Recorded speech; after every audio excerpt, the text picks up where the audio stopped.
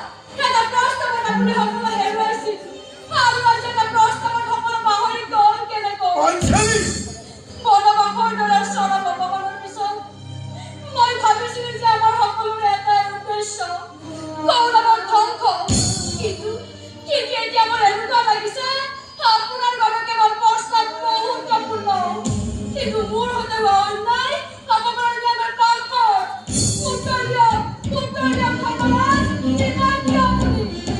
এই শান্তি প্ৰস্তাৱে অঞ্জলি আপুনি উত্তৰটো মই দিব পাৰিব নাই কৌৰৱে আমাৰ দেহত থাকিলে খাব কৰি দিব পাৰিব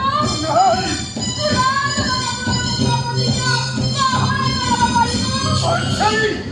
তুমি এই প্ৰস্তাৱ স্বীকাৰ কৰিব পাৰা কিন্তু যিকোনো সিদ্ধান্ত লোৱাৰ আগে মই বাসুদেৱৰ সৈতে কথা পাতিব বিচাৰোঁ বাসুদেৱ এতিয়া হস্তিনাপুৰলৈ ৰাওনা